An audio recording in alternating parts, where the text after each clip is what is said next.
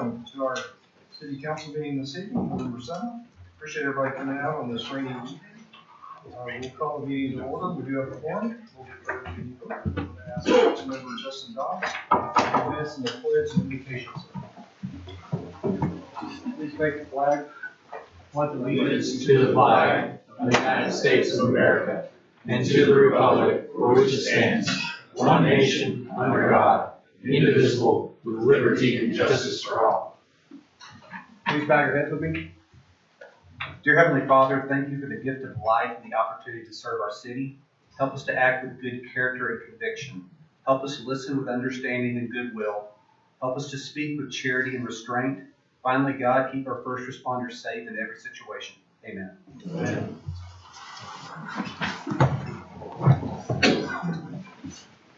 All right, Council, we have two sets of minutes to approve tonight. One from the regular council meeting for October 17th, and the Carlton Tax Increment Financing Board number 8 meeting of October 17th. Everybody have an opportunity to review those minutes.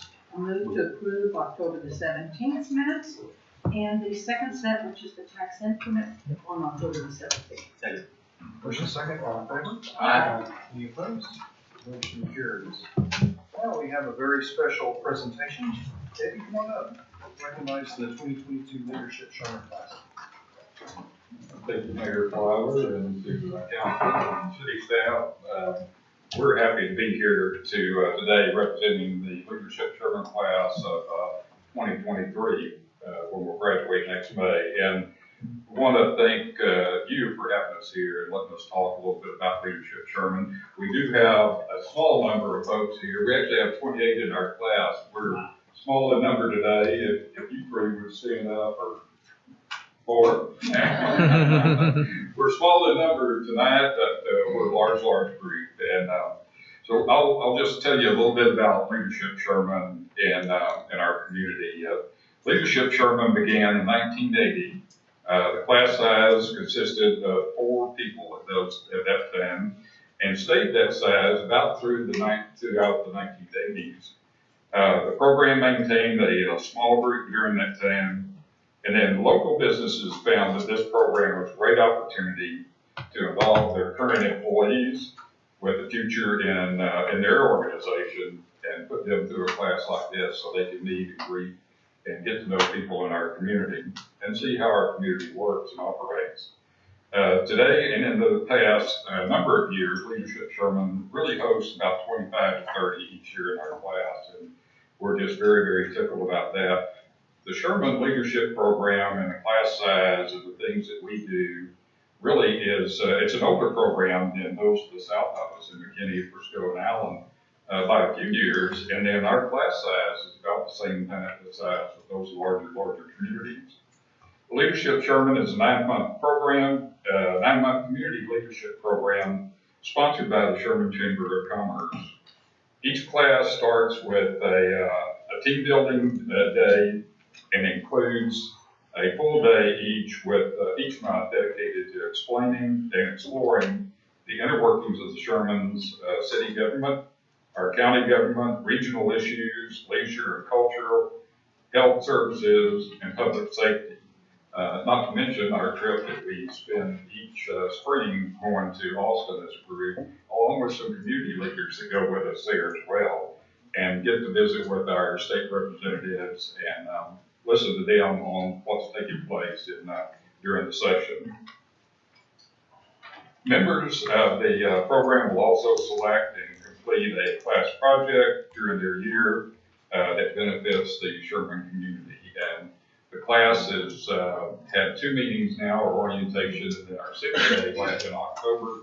We'll begin working on the projects with that class, and then we'll also be back in January to present to or share with the council what the class project is, how that's coming along, and allow some of those younger folks in the leadership program to get involved in making as much as this.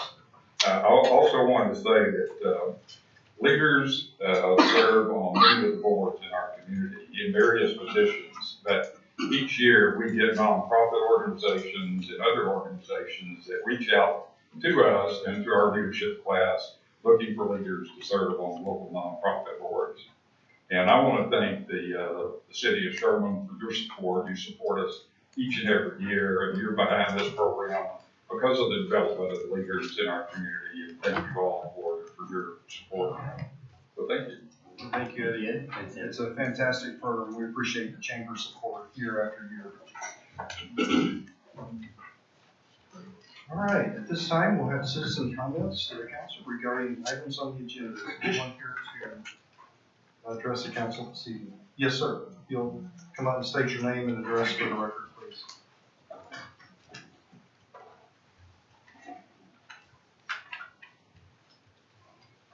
My name is Roy Franks. I live at 24 Timber Creek in Sherman. Lived there for about 24 years. On one of the items on here, actually a couple of items, didn't even know that was on here, but number 10 of the items that are on here, replat approval, Timber Creek Edition Phase 2, 4.05 acres, William acres. When we went in front of the Planning Commission board last month, we basically went in and told them there was quite a few of the Timber Creek Edition there. And some of y'all might have been out in Timber Creek last year when the governor was in our addition out there.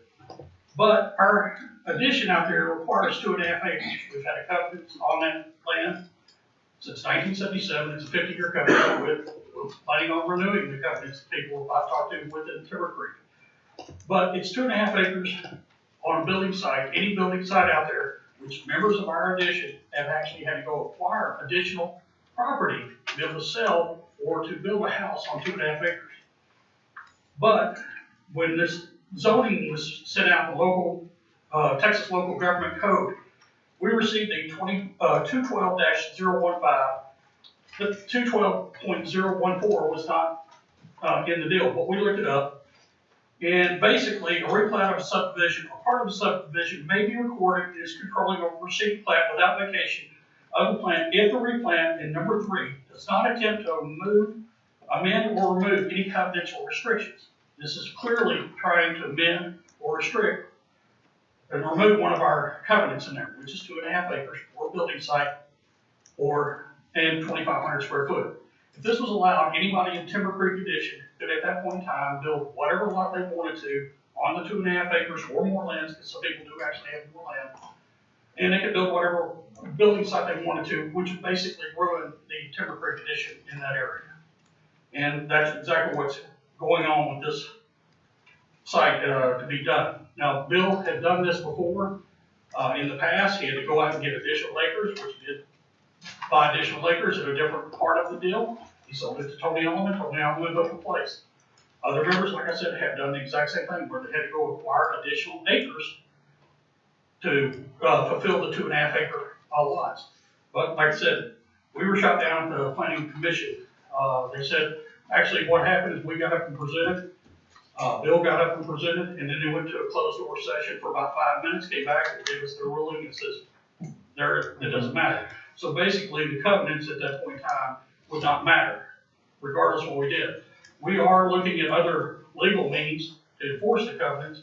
However, we figured this is our next stop as the city council to look at that. I personally had talked to Bill before we went to the Planning Commission. Several other members of Timber Creek actually talked to Bill during the Planning Commission. Bill, when he did testify in front of the Planning Commission, he said nobody even approached him. I called him the day I got the letter. Other members had approached him too, but he said nobody had approached him. Once again, we weren't allowed to rebut anything at the Planning Commission. It was just a closed door meeting. It was approved.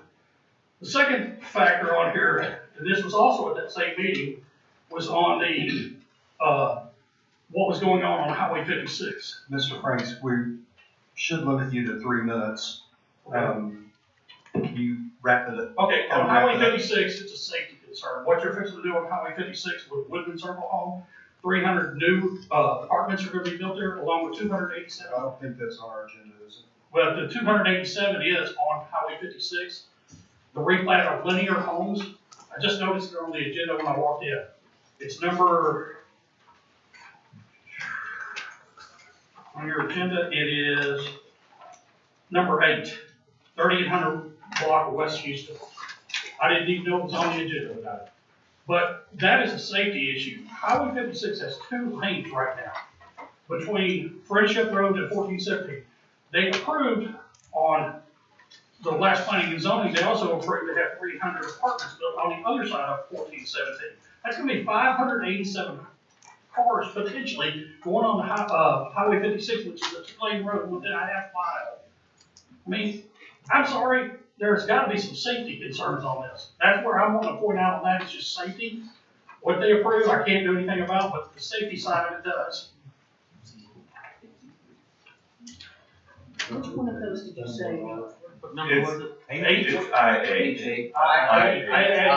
I'm sorry, like I said, I just started reading when I came in tonight, and saw that, and I go, that's a safety more than anything. That's all I have. Okay, thank you, Mr. President. Anyone else? All right. Move on to the consent agenda. The first consent agenda are for items considered to be routine and be enacted in one motion without discussion unless a council member or citizen requests a specific item to be discussed and voted on separately. The consent agenda includes items F6, F7, F8, F9, F10, F11, F12, G1, and G2. Would anybody like these separated? Mr. Mayor, I'll move for approval of the consent agenda. Second. A motion and a second. All in favor? Aye. Any opposed? Consent is approved. All right, these next items are considered to be routine and be enacted on motion subject to staff review letter without discussion unless a council member or citizen requests a specific item be discussed and voted on separately. The consent agenda, subject to staff review letter, include items I2, I3, I4, I5, I6, I7, I8, I9, I10, I11, and I12. Anybody like these broken apart for any reason? I would say out of respect for the individual that presented tonight, we could take 8 and 10 off just to discuss those independently. 8 and I10. Very good. Okay. And I'll make a motion that we approve double action consent other than I8 and I10 with subject to the staff review letter. Second. Okay, motion second, all in favor? Aye. Any opposed? All right, motion carries. Okay, council, I8 and I10. I was just going to ask a clarifying question to Ryan. So if a development is within our residential zoning, rezoning, and they submit for a plat and it lines up with all of our city code and ordinances and they have proper zoning, is there anything that the city can even do to prevent the plat from being approved legally from a legal standpoint?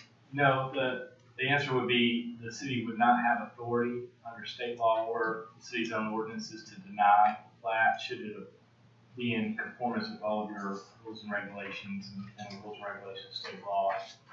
To address the specific issue about the interplay between HOA rules and regulations, covenants, and deed restrictions, which are a matter of a private civil agreement between the landowners, and city rules and regulations, the city does not have a role with respect to enforcing those private HOA deed covenants and restrictions.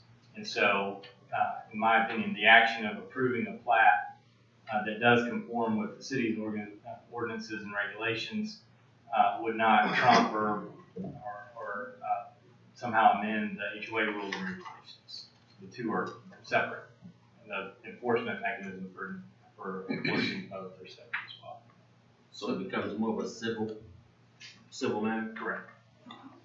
So it does, and just by us approving this, it doesn't negate their covenants or their HOA rules. Those things still stand, That's correct. thinking that they're still valid. That's right. For I8, somebody just speak to this and just a little background. Well, the developer was required to do a traffic impact analysis for that subdivision.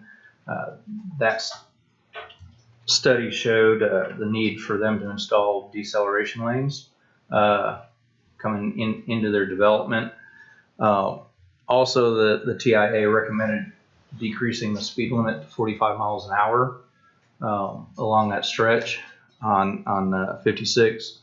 So staff has asked TxDOT to analyze that, do their own traffic study, with our request that per that traffic analysis done by that subdivision to consider reducing the speed limit on 56 to 45 mile an hour.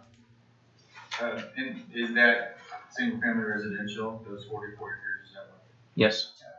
I mean, the Yeah, alternative is a lot higher density than single family residential, I would say, if something's gonna go there. Yeah, I mean, it's already zoned for, properly zoned and everything. Right. But yeah, I mean, someone could. And it's the Hidden Meadows done by Lennar. And we're kind of in the same predicament on this one, that it's zoned residential, they're looking for residential plat, they're not asking for exceptions, so, you know, it's kind of in the same boat, right? But we did make them do the traffic analysis to determine if any, thing needed to be done for safety. And Yeah. so we're making them address what they can, and have asked TechStop to review and analyze, and, we've requested the same speed limit. It is a state highway. Yes. I move to approve I-8 provision. I'll second it. Okay, motion second on I-8. All in favor? Aye. Any opposed? Motion carries. Thank you. About 10. So 10. We did probably, I'll move to approve by 10. I'll second. Motion second, all in favor? Aye. Any opposed? Motion carries. Thank you. All right, at this time, we'll open public hearing. Linda, you will read. Ordinance 6540, an ordinance of the City Council of the City of Sherman, amending Section 8, subsection 5A, ordinance number 2280, so as to grant a specific use permit to allow school, nursery, kindergarten, or daycare in the C1 Retail Business District, O1.1 FM Highway 1417 Overlay District, at 2100 Post Oak Crossing, being Lot 2, Post Oak Crossing replat. Okay. Thank you, Linda. Rob? Mayor, Council, this is an item for an SUP for a school, nursery, kindergarten, daycare in a C1 district. The applicant is proposing to use an existing office building and repurposing it for this daycare. The proposed use is compatible with our new City of Sherman comprehensive plan, and planning and zoning recommended approval 7-0. Thank you, Rob. Is there anyone here to address this item this evening?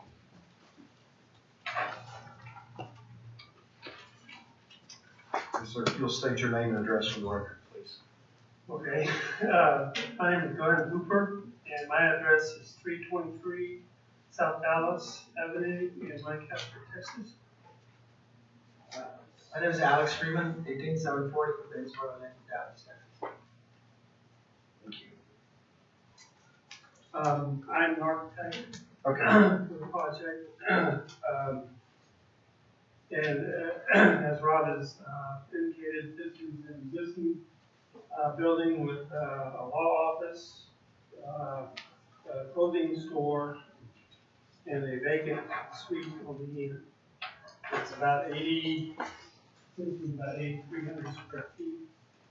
The law office partner is selling the facility. Alex is going to purchase the facility. The clothing store, I think the lease is gonna continue until like January. And convert the whole structure into a daycare facility, with a small drop off. It's smaller than most of the ones that we do. It all falls within the building codes that we are. It doesn't have to be sprinkled. We're below that threshold in the building code. Okay.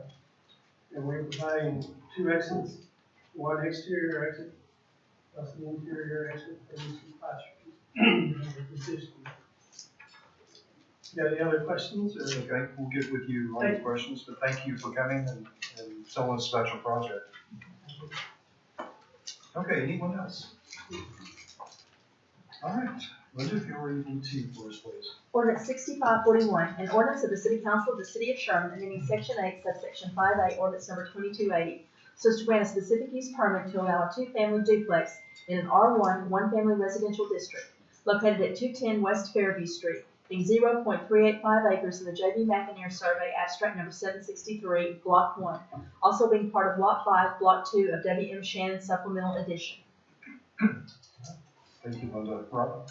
Yeah, this item's for an SUP for a duplex in an R1 district located on Fairview Street. This proposed use is compatible with our comprehensive plan, and planning and zoning recommended approval 7-0. Okay, thank you, Rob. Is there anyone here to address this item this evening? Yes, sir. You'll state your name and address for the record, please. My name is Mario Tovar, 635 Fresno Meadow Road, Sherman, Texas 75092. Hey, Mr. Tovar, thanks for coming out tonight. We'll let you know if we have any questions in just a few minutes. Anyone else? Thank you. All right, Linda, if you read E3 for us, please. Ordinance 6542, an ordinance of the City Council of the City of Sherman amending Section 12, Ordinance Number 2280, so as to include certain property within the R2 multifamily residential district located in the 600 to 700 blocks of Graham Drive, being 5.8608 acres, Lot 2, Block 1, Sherman Town Center, Section 2. Thank you, Linda. Rob? Yeah, this is a zoning request from a C1 district to an R2 district. This is located just north of town center.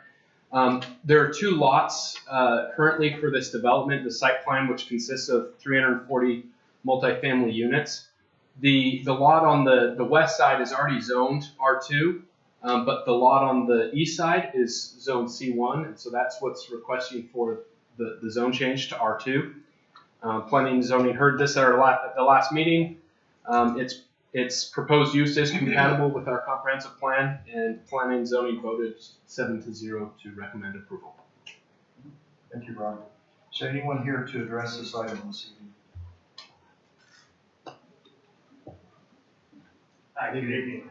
Michael Carlisle, Kimberly Warren, civil engineering project, address of 260 East Davis Street in King, Texas. And happy to answer any questions that you may have. Okay, thank you, Mr. Carlisle.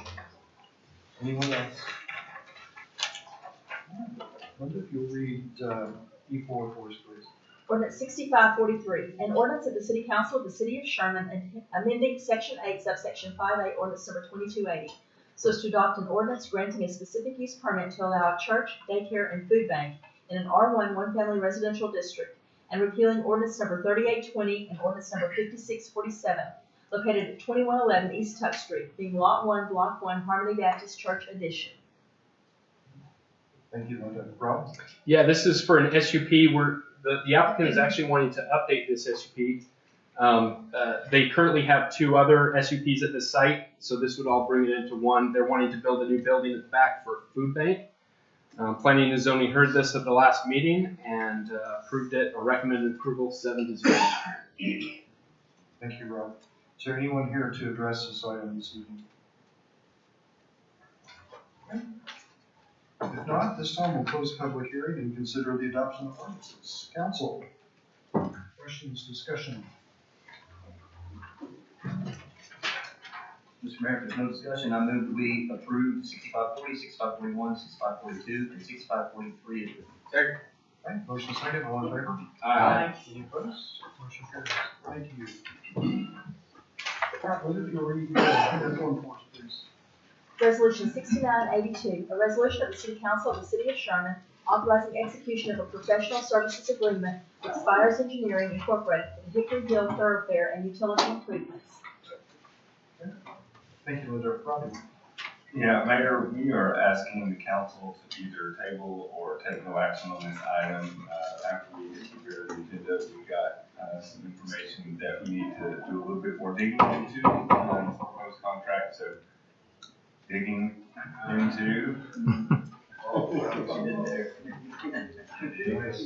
what I'm saying. So either of those at your pleasure would work, either tabling or just taking no action, and we expect to be ready for that one next council meeting. Can we just skip it? Move on? Okay. And we read F2 for you.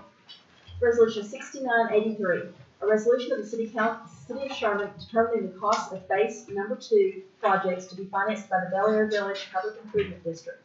approving a preliminary service plan and assessment plan, including proposed phase number 2 assessment roll for the Bel Air Village Public Improvement District, directing the filing of the proposed phase number 2 assessment roll with the city clerk, calling a regular meeting and noticing a public hearing for December 5th, 2022, to consider an ordinance levying assessments on property located within the Bel Air Village Public Improvement District, directing the filing of the proposed phase number 2 assessment roll with the city clerk to make available for public inspection, directing city staff to publish and mail notice of said public hearing and resolving other matters incident and related thereto. Okay, thank you, Linda. Clint? This is phase 2 of the Bel Air subdivision. They've got plans of almost approved or close to being approved for phase 2. And this is the next step for the Public Improvement District. You'll be approving the preliminary service and assessment plan. As construction goes on, that plan will be amended to actual construction costs. And then every year that the FID comes back for assessment charges on how to bill each individual homeowner their assessment. So this is just approving the preliminary plan and then calling for a regular meeting on December 5th, to which we'll consider the levying of the actual cost to each lot. As you'll notice that phase 2 is combining phases 2 and 3 of the original master plan of this development, so we're moving forward very quickly on all the single family portions of this development. Any questions, discussion, Bel Air? I'll move to approve resolution 6983. Second. Motion is second, all in favor? Aye. Any opposed? Motion carries. Thank you. Mr. Mayor, please note that I abstain. Yes, thank you, and one abstention. All right, Linda, if you read that through for us, please. Resolution 6984, a resolution of the City Council of the City of Sherman authorizing execution of a reimbursement agreement between Sherman Hickory Hill LLC and the City of Sherman, Texas for actual improvement costs for the planned development known as Hickory Hill. Okay. Clint? This is a reimbursement agreement with Sherman Hickory Hill. A previous master development agreement was approved. We're working through the engineering and the cost estimates, and this is the reimbursement for our portions of the design in the master development agreement. If you'll remember, we talked about the city paying for the offsite sewer extension, a water line extension down Landworth Road that extends, and then we're actually paying for one of the 2 lanes that's going to be constructed on this phase for both Landworth and Friendship. The developer is actually paying for the other half of that would cost. And similar to what we did on Moore Street, the plan will be to have 2 lanes paved currently, and then as traffic demand needs it, we would put in the second 2 lanes for ultimate 4-lane median divided roads.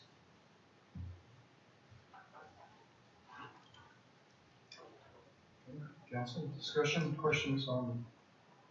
So this is the same project as the table. We don't need the skip. We don't need to skip the table. Yeah, this one, that's correct. This one is for the reimbursement agreement with the developer. The other one is with the engineer, and we'll get that lined out. I'll move to approve 6984. Second. Okay, motion is second, all in favor? Aye. Any opposed? Motion carries. Thank you, Council. Linda, if you read that for us, please. Resolution 6985, a resolution of the City Council of the City of Sherman authorizing execution of a professional services agreement with Friesen Nichols Incorporated for engineering services for lead and copper rule revision compliance program, phase 2 services. Okay, thank you. Tom? Where are you? There you are. You always find out on me, Tom. Good evening, Mayor, Council.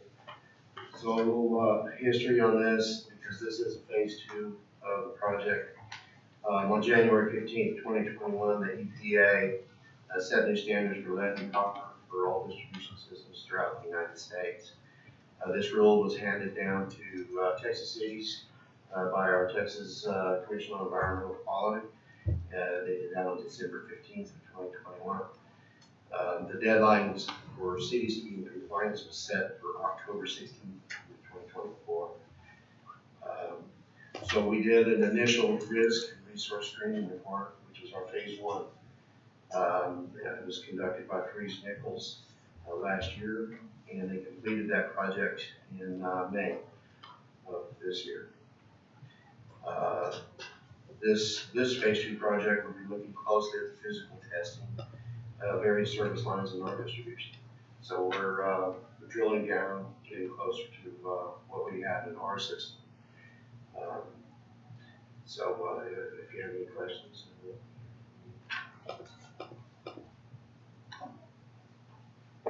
Motion to approve resolution number 6985. Okay, motion second, all in favor? Aye. Opposed? Motion carries. Thank you. Thank you. Linda, if you'll read F5 for us. Resolution 6986, a resolution of the City Council of the City of Sherman authorizing the purchase of a new Spartan 105-foot RMA fire truck for Metro Fire Apparatus Specialists for the fire department through HGAC. Thank you, Linda. Billy, you want to come tell us about the new ladder? Yeah, sure. Thank you, Mayor. This is for a new ladder truck. Our current ladder truck is a 2010 model, unit 117. Perry big mount, 95 foot. It has nearly 70,000 miles on it, over 6,700 hours. Its original cost was $1.3 million in 2010. A truck like that costs over $2 million today. Repairs on that vehicle have totaled over $530,000 during its life here. Most of those coming after 2018. Of its 12 years in service, it's been 3.5 years out of service. Most of those coming after 2018. The time had come to look at replacement, so we assembled a team of 7 firefighters and a division chief. They listed out our priorities with efficiency in mind. They identified a 2023-2024 Spartan 105-foot RMA Gladiator chassis for the total cost of $1.5 million. That is a cost of over $200,000 more than the original purchase, but with inflation being what it is today, $200,000 is not that much over a 12-year span. And I would like to note when that truck does arrive, we'll be trading in 2 older fire trucks and to get $400,000 back off the cost. So final price should be closer to $1.1 million. Okay.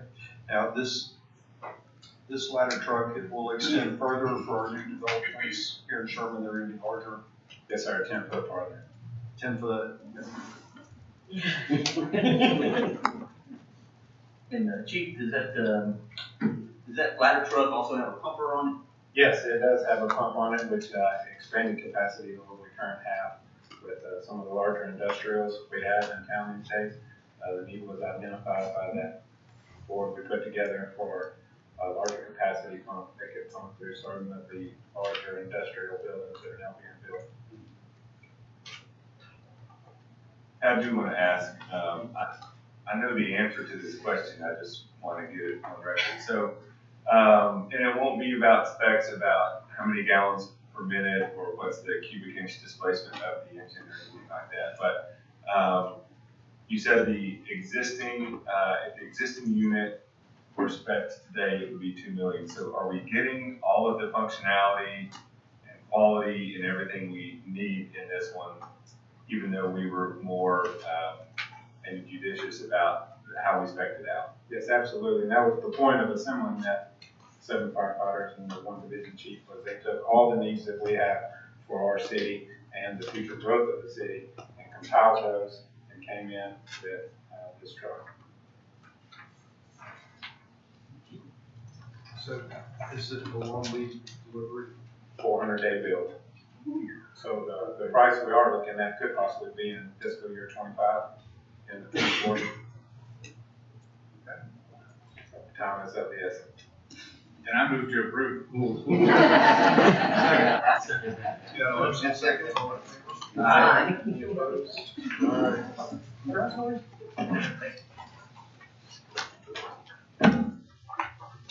All right, we're down to H1. Budget, we'll read that for us.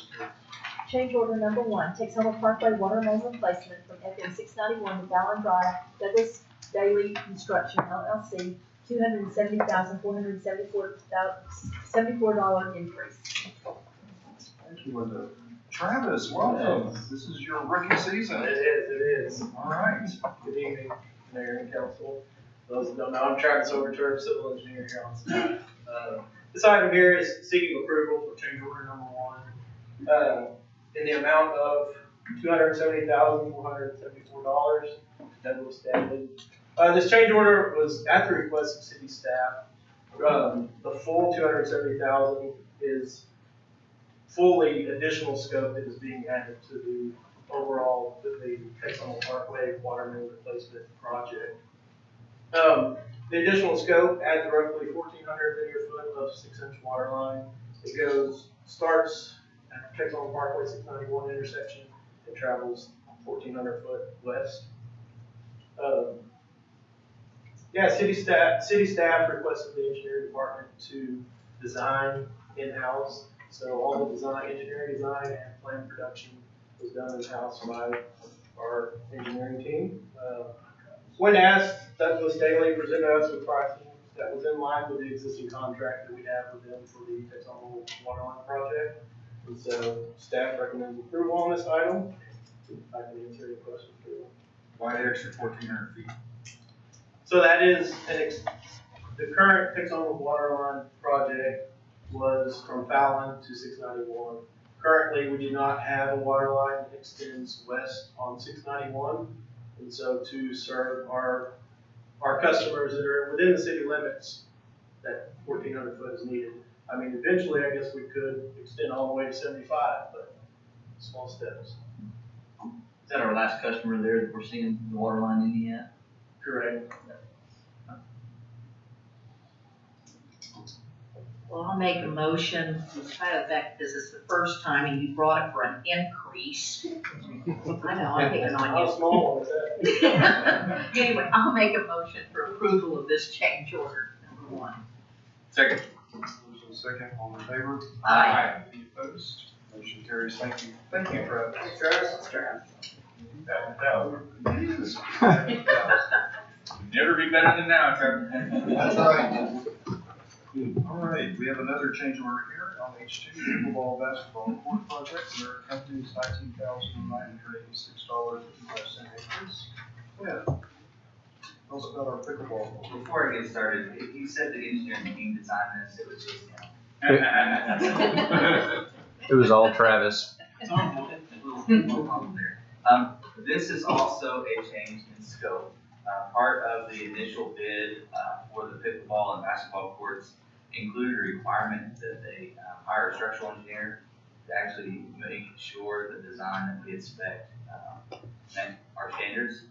We had put together kind of a general layout from a footing and the subgrade prep that we normally do.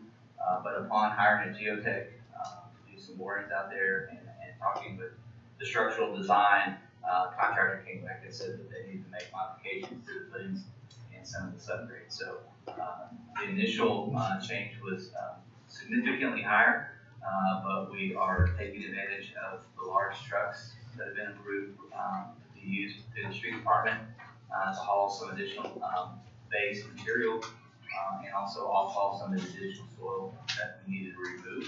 And so the net result of that is about $20,000 change order. The slab is going from 5 inches to 6 inches, and the footings are going from 12 by 12 to 12 by 20, and then the basketball is 12 by 22. So extra concrete, additional dirt work required. We'll get this done. It'll make the slab last longer and move a lot less difficult. And we're doing some of the work in-house and saving more money on that. So I've got no question about the change orders. Y'all probably take it to approve. But I got a question. But the only question I have is, I get this one all the time, okay? What is the timeline for these courts for construction on the contract? Can we make it faster? Yeah, is there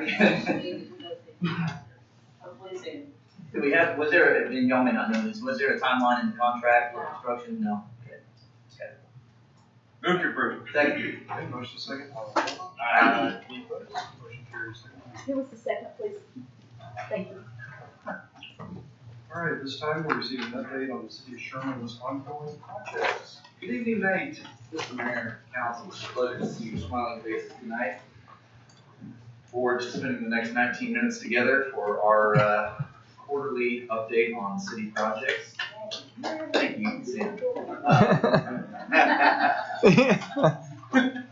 Where you going, Billy?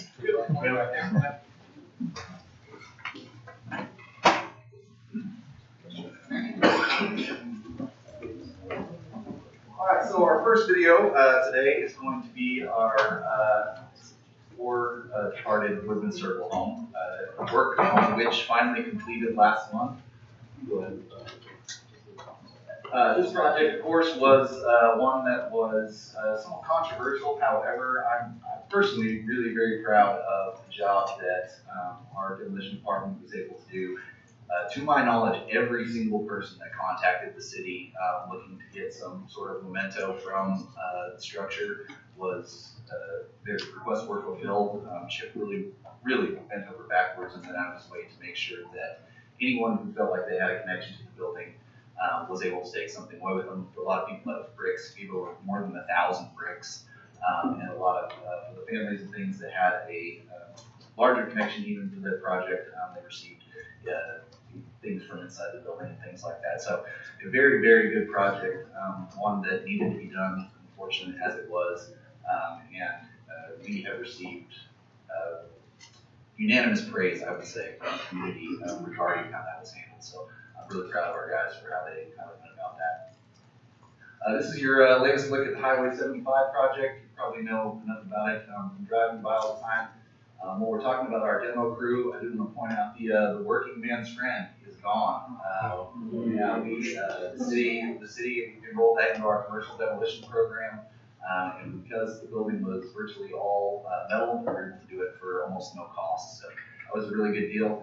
That was part of Executive Director Flores's ongoing task force to try to tackle some of these ongoing commercial problems. Next up on the list will be the old restaurant right across the street. It's attached to Travelers Inn. We have that one signed up. Should hopefully be done and demolished before the end of the year, depending on how the asbestos abatement goes. So making lots of good progress there. Lots of good progress on the highway as well, as you can tell. The one thing that we've gotten a lot of questions about, and we'll get a better look at it here at the top of the screen, but TxDOT's replacing the culverts underneath the ground that carries Post Oak Creek water underneath Travis Street. As part of their efforts, they're not expanding those culverts because they didn't have the money. However, as you can see there, they are rebuilding those underneath the ground so that when they go to rebuild Travis Street, rebuild the highway over Travis Street, that there will be basically a brand new foundation there that they won't have to worry about deteriorating at a later time.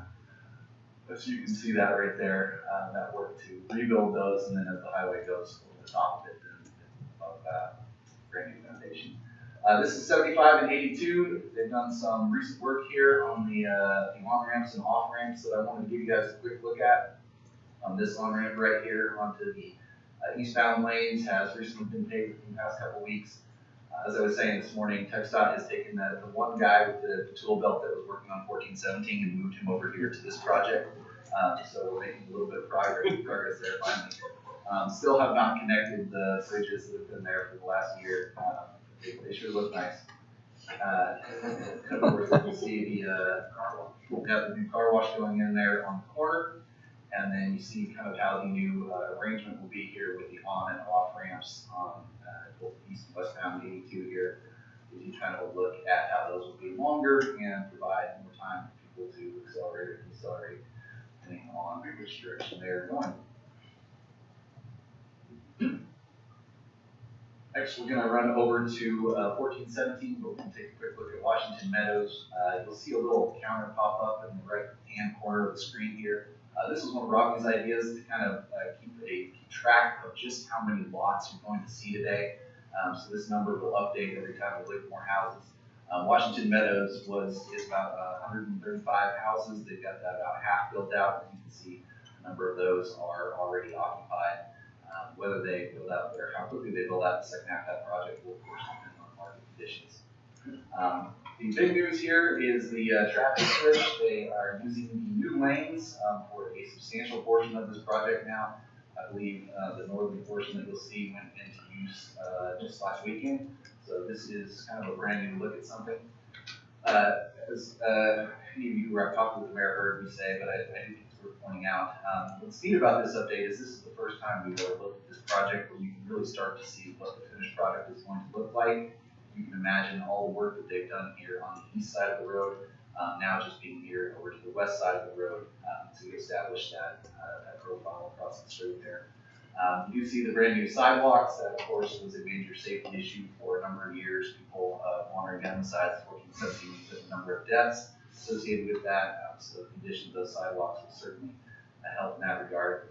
And Robbie also wanted to point out that so much of the work that was required on 1417 was things like moving utilities, establishing new stormwater drainage, things like that.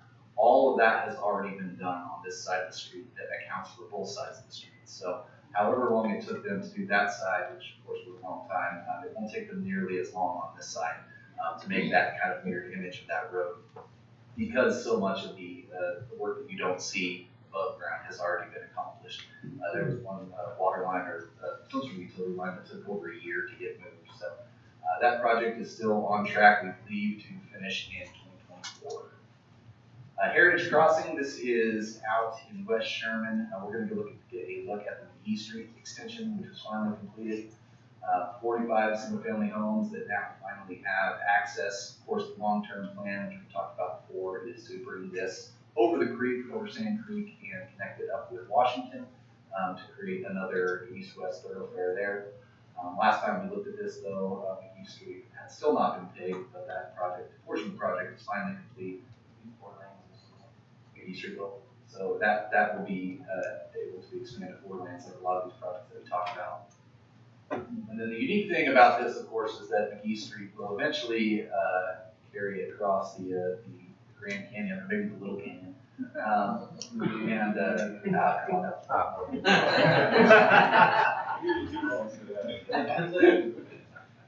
And TxDOT, as part of this project, has already made this cutout here, which makes a lot more sense to be going east to west as to why that's there. So McGee Street will extend across this land once that land is available for development, and the city can get right away, hopefully at low or no cost. And then on this side, on the west, so east side of 1417, the plan is still to have it swing up there. Right there, it's Nautilus Fitness, where you and your family can get a great workout.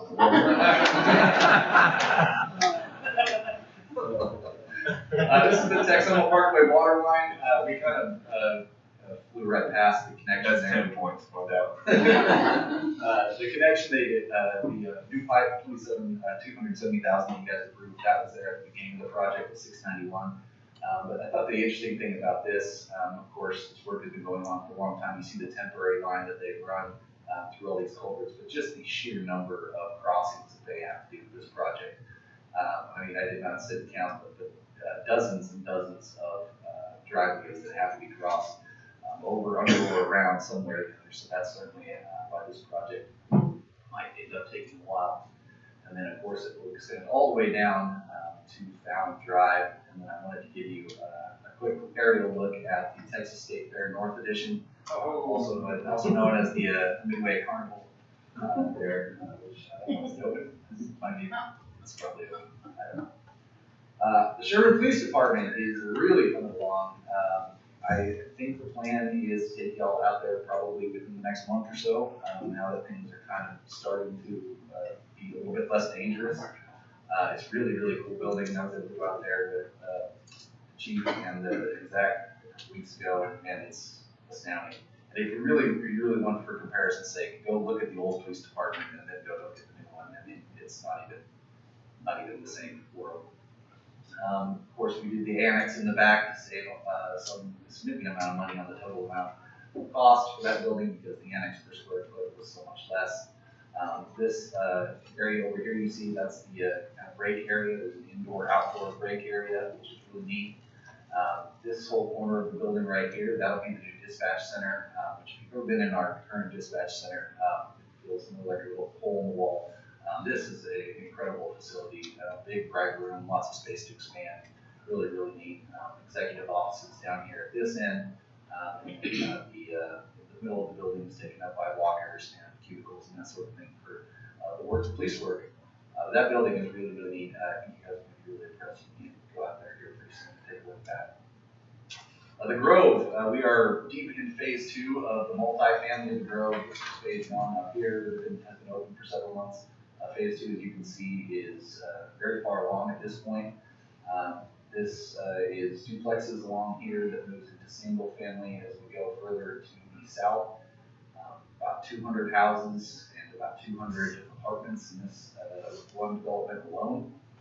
And then we're getting our first look at Pebblebrook Phase 4, which is about another 130 houses. This land has all been cleared in the space since our last meeting. The one unique thing about this that I want to point out is this spot right here and that road right there, that steeplechase, those will connect. But the way that it was laid out is that they will not connect in a very direct route in order to discourage people, high schoolers, from using that as a way to get back and forth from high school. But it will provide another point of connection between Moore Street, which of course will be expanded all the way up to Center and 1417.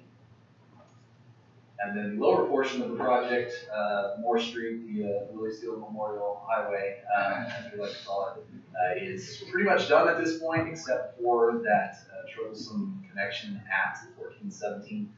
You'll remember there was a natural gas line that was there that wasn't supposed to be there, that we have had to wait, at moved by Atmos, because they just kind of get around to it.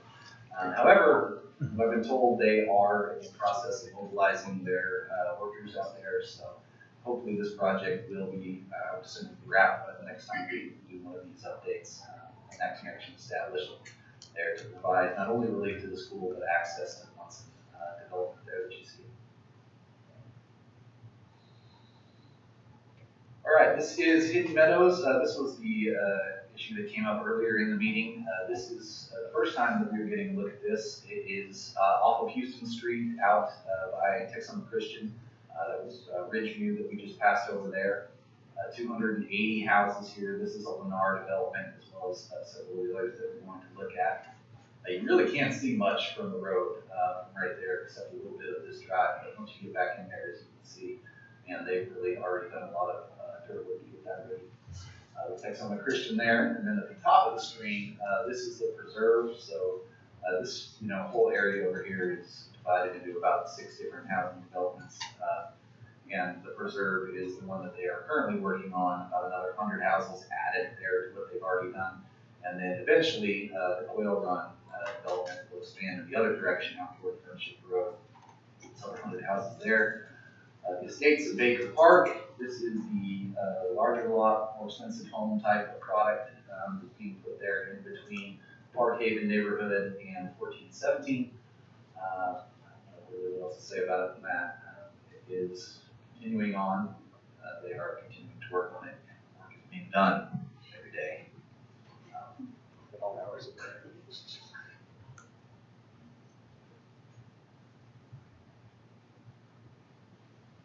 Next, we're going to do our little housing tour and take a look at Sweetwater Springs. This is way up north off of Dripping Springs, and that road up there is Fallon Drive. That's the Fallon Industrial Park, where Eaton and those kind of things are. 424 single-family houses. These are kind of starter home type houses, small lots, small houses. They have already, of course, built this, which we looked at last time. Since then, they have a ton of work getting the lots laid out on this southern portion of the development. And then, depending on market conditions, they may or may not develop this area over here, which is kind of the gap in between 2 sections of the U that we're flying across right now.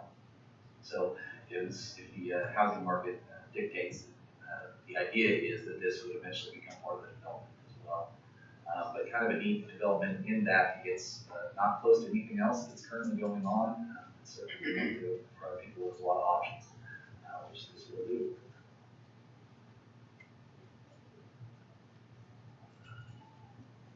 Heritage Ranch, I really like applying this one because from the ground, I didn't really think you could get a very good idea for just how much has been done out there, other than the big pile of dirt at the end that you can see from the highway. But they have really, really done a tremendous amount of work that you cannot see from the highway to get that laid out. About half of the 750 homes will be included in this first phase of the development that will butt up against Plainview Road, which you can't really see, but runs somewhere along right through there.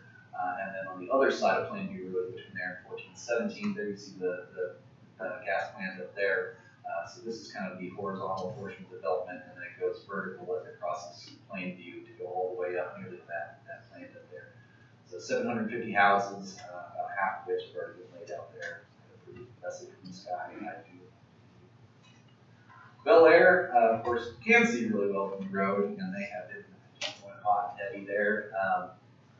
Just flew over the phase 3, I guess, would be now, where the multifamilies will be, and eventually the water feature, hopefully. This is the unique product that they're building, the townhome product that has the alleys running in between the different townhomes. You can see just how many houses compare. I believe last time we looked at this, there was 3 houses under construction, and now definitely more than that. The other Lennar development that we haven't taken a look at, because they haven't been moving dirt until now, was Luella Crossing, right on the other side of the railroad tracks. All totaled, between this part and this part over here, 440 houses. They're splitting that into 2 phases, and they just have started dirt work within the past couple months on getting that first phase laid out there. It's their county shop if you're trying to get your bearings straight. And then, of course, we've got phase 1 of Bel Air, which you get a really good look at here. This is Beach Club Boulevard, which kind of is the major east-west road through the development. And then this area down here is phase 3, or phase 2, I guess now, which is what y'all had on the agenda for tonight, approving the plan to put the other 700 houses right there in that portion of the development.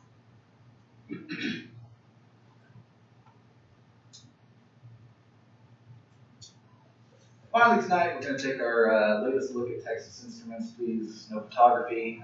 We wouldn't want the Chinese government getting involved. But this is a pretty cool look at just how much they've done. Of course, just unfathomable amount of work that's been accomplished out there. I was telling the staff earlier today, but that all of these other videos that we've looked at really from the sky look better than from the ground. You can get a much better idea being in the air above it. I think the TI project, you really actually got to go drive out there. I mean, if you look from Shepherd Road across this property, it really does a better job of driving home the scale that we're talking about. Each one of those pillars that you see right there, the columns, are about 20 feet high, but compared to like matchsticks, you can see how many more of those they have to do. Crazy amount of truck traffic. That's probably the only reason we don't want to go out there and look at it in person. Just like almost 24 hours a day, just semis rolling back and forth down Shepherd Drive to provide the different materials that they need.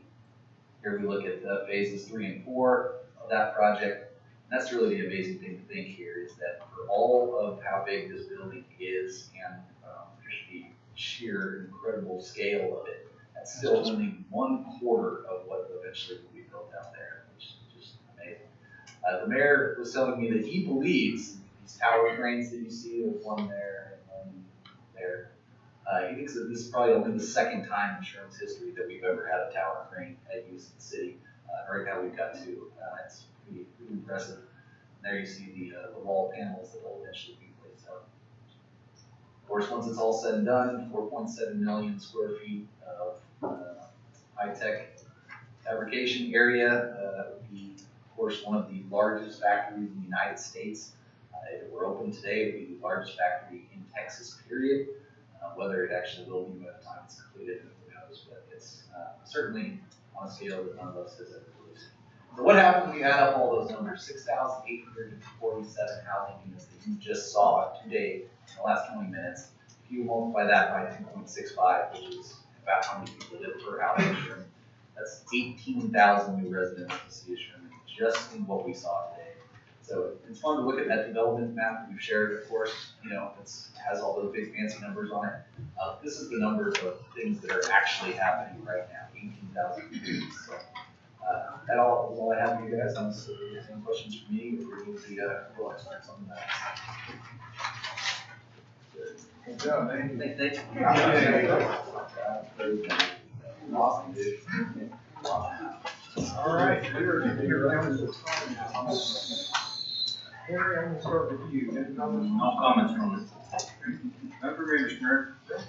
No comment. I want to thank the city staff that were involved with the police department's Halloween, Fright Fest. It was wonderful again. It was a little cold and very rainy, but a lot of people turned out, and the fact that they accommodated and moved it, and we were still able to have it is wonderful. I thoroughly enjoy it. Nothing on this one, man. Exercise your right to vote. That's right. Tomorrow's the day. Okay, just a few announcements. I know it's hard to believe the Sherman Christmas Parade and Snowflake Festival is only a month away. Join us downtown on December 3rd for the area's largest and best holiday event, starting at 6 p.m. The night before, on December 2nd, our Parks and Rec Department will kick off holiday lights at Pecan Grove Park. They plan to join us celebrate lighting of over 7 miles of Christmas lights strung among the trees. It was the first great year last year, and this season should be even better. Teresa, what time will that be approximately? It starts at 5:30. 5:30 p.m. Okay, finally, after the parade is over on the 3rd, head over to Austin College to hear the Sherman Symphony Orchestra's annual Christmas pop concert. The event begins at 7:30. All right, so tonight, the City Council will hold a closed executive session pursuant to the Texas Open Meetings Act, section 551.087, to discuss the Sherman Hospital. So at 6:02, we'll adjourn for dismissal to executive session. Thank you.